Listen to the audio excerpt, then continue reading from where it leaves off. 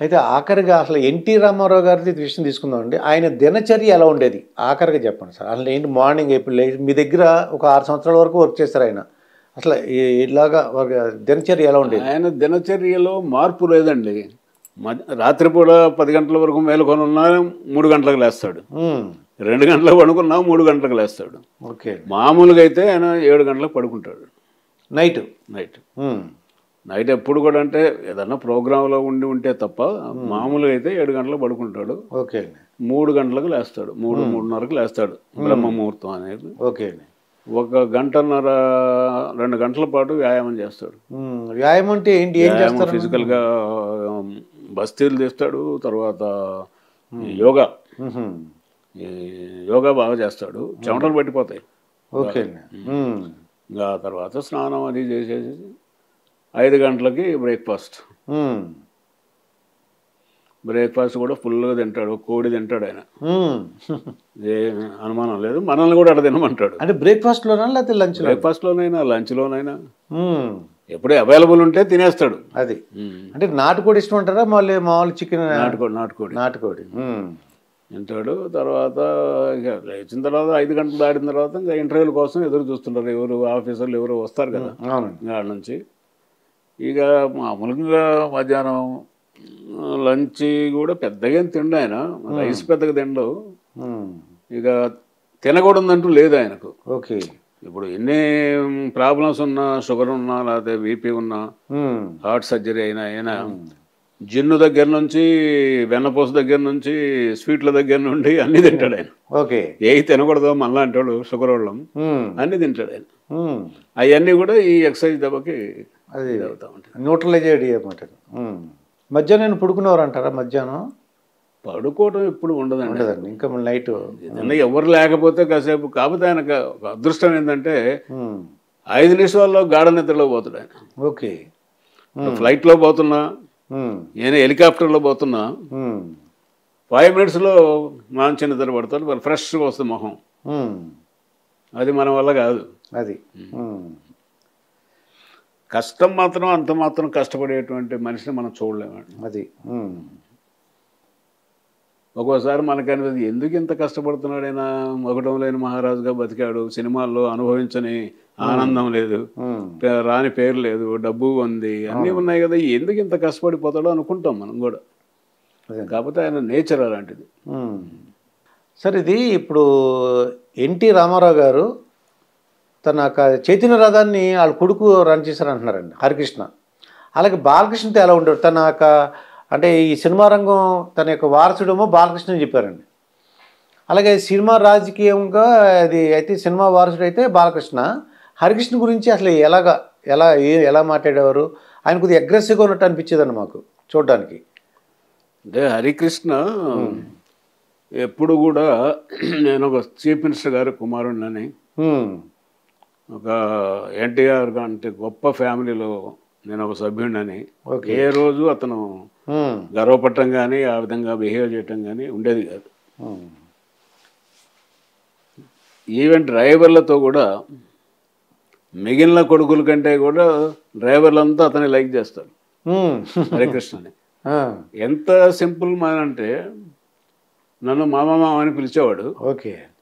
ఇప్పుడు చైతన్య రథం ఊరి దగ్గర పోయి ఆగుతుంది కదా, ఒక ఊరి దగ్గర ఆగినప్పుడు ఈ కార్పెట్ ఇది ఉంటుంది కదా మన లారీల మీద కప్పేది, టార్పాలిన్, దాన్ని బండి కింద వేసుకుని పడుకునేవాడు. అంటే మామూలు డ్రైవర్ లాగా లేదు, కాసేపు పిచ్చపాటి మాట్లాడుకునేవాళ్ళం. ఆయన సిగరెట్ కాల్చేవాడిని, నేను సిగరెట్ కాల్చేవాడిని.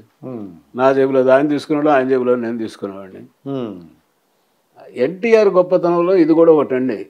తన పిల్లల్ని ఎవరినైనా, మా పిల్లల్ని కానీ ఆడపిల్లల్ని కానీ ఎప్పుడు కూడా ఒక్కరోజు కూడా ఆయన చీఫ్ మినిస్టర్గా ఉన్న టైంలో సెక్రటేరియట్ గేట్ దాటలేదు. ఇవాళ ఎమ్మెల్యే తమ్ముడు, వాడి కొడుకు, బావమరది, ఇంకొకడు అంతా పెత్తనాలు చేసేవాళ్ళే కదా. అవునండి. ఒక్క కొడుకు కానీ ఒక కూతురు కానీ పోనీ ఆఫీసర్ తోటైనా ఏదో మాకు ఈ ట్రాన్స్ఫర్ కావాలా, మాకు తెలిసిన వాళ్ళు అది ఇదని అడిగిన సందర్భాలు లేదు. ఇక హరికృష్ణ అయితే ఇంకా చాలా సింపుల్ మ్యాన్ అనమాట. ఆయన అందరితోటి బాగుంటాడు, తనకు అసలు గర్వం లేదు. ఆ దురదృష్టం తను సొంతంగా డ్రైవ్ చేస్తూ చనిపోవడం అనేది చాలా దురదృష్టం. చాలా ఎక్స్పర్ట్ డ్రైవర్ అతను, ఆయన చాలా ఎక్స్పర్ట్. చైతన్య రథాన్ని నడపడం అంటే సామాన్యం కాదు. ఒకరోజు జనాలు మామూలు రోడ్డు మీద నడపడం ఎవడని నడిపేస్తాడు, విపరీతమైన జనాలండి, జనాలు విపరీతంగా. ఒకసారి మేము చిత్తూరు జిల్లాలో ఎలక్షన్ ముందు ప్రయాణం చేస్తున్నాం. చంద్రగిరి ఏరియా నుంచి మెయిన్ రోడ్డుకి ఎక్కి చిత్తూరు టౌన్కు పోవాలి. అక్కడ నుంచి 30 కిలోమీటర్లు ఎంతో ఉంటుంది. చిత్తూరు టౌన్కు ఒక 4-5 కిలోమీటర్ల ముందు రైల్వే అండర్ బ్రిడ్జ్ ఉంది. అవును, అండర్ బ్రిడ్జ్ ఉంటుంది ఉంది. అడిగి పోయేటప్పుడు పెద్ద ఆయనే పాపం, నర్సయ్య గారు మీరు ముందు పైలట్ కార్లో కూర్చోండి, జనం విపరీతంగా ఉంటారు, మీరైతే అదిలించుకుంటూ పోతారు అన్నారు. మా ఇన్స్పెక్టర్లు ఇద్దరిని పైన కూర్చోబెట్టాం. డిఎస్పీ పైన ఉన్నాడు. ఆ రైల్వే అండర్ బ్రిడ్జ్ దగ్గరికి వచ్చేటప్పటికి మా వాళ్ళు చెప్తూనే ఉన్నారు, సార్ రైల్వే ట్రాక్ ఉంది, తల ఉంచండి అని చెప్తున్నారు. ఈయన వంచాడు. ట్రాక్ 2 పట్టాలు ఉంటాయి కదా, ఫస్ట్ పట్టా కింద ఉంచాడు. ఆ రెండో పట్ట దాటక ముందే తల పైకి ఇచ్చాడు. పట్టుమని శబ్దం వచ్చింది. వచ్చినప్పటికి బండి ఆపాం. బ్లడ్ వస్తూ ఉంది ఇట్లా. నైట్ 8-8:30 అయింది. ఏడుపు తగులుకున్నాడు హరికృష్ణ. తన వల్లనే జరిగిందని, తను డ్రైవింగ్ చేస్తున్నాడు కదా మరి. ఎందుకు ఏడుస్తున్నావు, ఏమైంది ఇప్పుడు? నా డ్రైవింగ్లో మీకు దెబ్బ తగలడం అది. సరే కొంచెం బాధపడడం, ఏదో ఒక గుడ్డ చించేసేసి కట్టుకట్టాం. చిత్తూరు మీటింగ్ దగ్గరికి పోయాం. జనం ఒక 30-40 వేల మంది ఉన్నారు. ఝాన్సీ లక్ష్మణి ఆమె పోటీ చేస్తా ఉంది అక్కడ.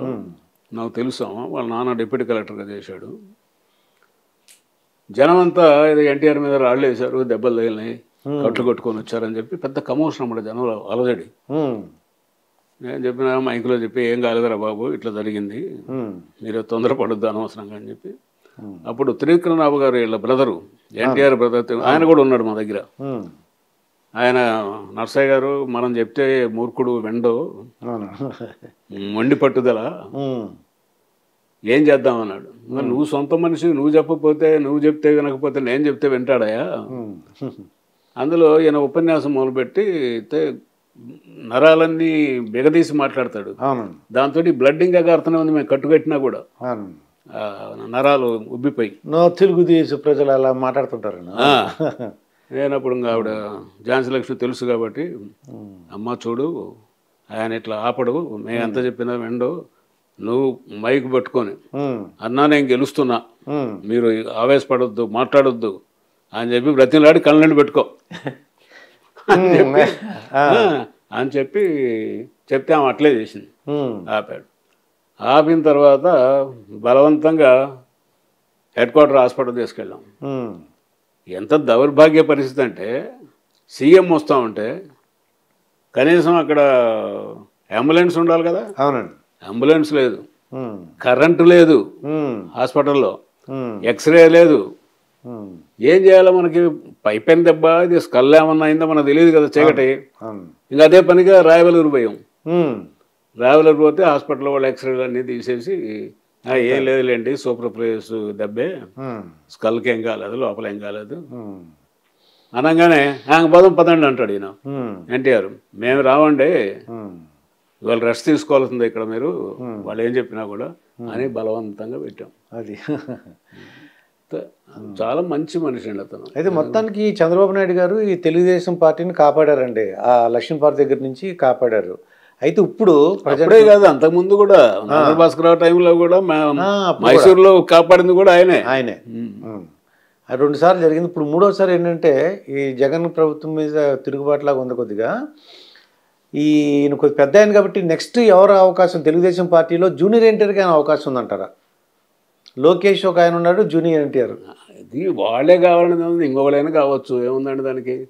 ఇప్పుడు వారసత్వం ఇది ఏమైనా రాజకీయ రాచరికమా? కాదు కదా. తండ్రి తర్వాత కొడుకు రావాలా, కొడుకు తర్వాత ఇంకోళ్ళు రావాలా, అది ఏం లేదండి.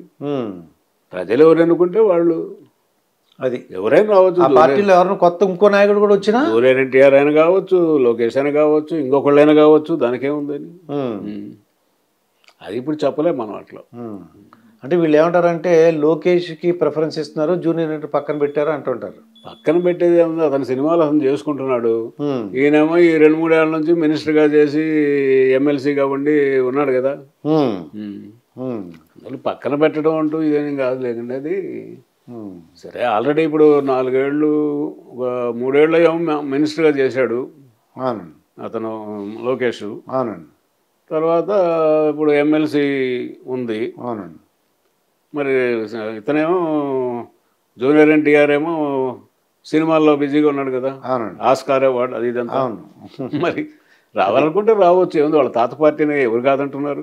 ఉమ్, అందరు కావాలనే అంటారు, జూనియర్ ఎన్టీఆర్ కూడా వస్తే మంచిదనే అంటారు. అవునండి, వీళ్ళు రాజకీయ నాయకులు ఏంటని కొంతమంది వాడు వస్తే మంచి వీళ్ళు దెబ్బతింటారని, లేకపోతే వీళ్ళు ఏదో చేస్తారని. ఇప్పుడు కుచిత రాజకీయాలు అయినప్పుడు ఏం మాట్లాడతారండి. ఉమ్, ఇప్పుడు ప్రజలు ఎన్నుకున్నప్పుడు ఇక్కడ కూడా అంతే కదా, తెలంగాణలో కేటీఆర్ ఎందుకు రాకూడదండి? ఉమ్, కేటీఆర్కి ఏం చదువు లేదా, తెలివి లేదా? మినిస్టర్గా బాగా చేస్తున్నాడు కదా. అవునండి, అందువల్ల ఇది తప్పది, అసలు ఆలోచనే తప్పు అనమాట. అవునండి. అంటే ఓట్లేండి, ఇది ఏంటంటే ఈ తెలుగుదేశంను జనసేన కలిస్తే కొద్దిగా టఫ్ కాంపిటీషన్ అంటున్నారు చాలామంది. అవును, ఆ, అది కలవటము, తర్వాత ఓట్లు. ఉమ్, ఇప్పుడు నాయకులు కలవటం కాదు కదా, అవునండి, కింద ఓట్లు కూడా పర్కులేషన్కి పోవాలా. అది వాళ్ళకి వీళ్ళు వేసుకోవడం, వీళ్ళు వాళ్ళు వేసుకోవడం జరిగితేనే అప్పుడు ఉపయోగం. అదండి. మరి మీరు ఎలాగ రెస్ట్ తీసుకున్నారా, లేకపోతే ఏమైనా ఆధ్యాత్మిక కార్యక్రమాలు పాల్గొంటుంటారా? మీరేమన్నా ఇంట్లో ఏం చేస్తుంటారు? ఇప్పుడండి ఆ, ఏమి లేదండి, ఏదో చిన్న చిన్న పనులు, వాళ్ళు వీళ్ళు ఫ్రెండ్స్ వాళ్ళు వీళ్ళు వస్తుంటారు. ఉమ్, నేను మామూలుగా 5:30, 6కి లేస్తాను. ఉమ్, లేచేసి అప్పటికంటే మా మిస్సెస్కి ఈ మధ్య కొంచెం ఆరోగ్యం సరిగ్గా అవుతాం, కొద్దిగా లేట్కి లేస్తాయి, 7:30కి. ఓకే, కాఫీ పెట్టుకొని కాఫీ తాగేసి ఉమ్, ఒక అరగంట యోగా చేస్తాను. ఉమ్, ఆ తర్వాత 45 మినిట్స్ వాకింగ్ చేస్తా. ఓకే, ఆ తర్వాత స్నానం పానం. ఉమ్, అది ఓకే. అది మీరు ఆరోగ్యంగా ఉండాలని మంచి, అంటే మంచిగా ఏమైనా అవకాశం ఉంటే సామాజిక సేవ కార్యక్రమం పాల్గొనాలని కోరుకుంటున్నాను. థ్యాంక్ యూ అండి. ఓకే, నమస్కారం.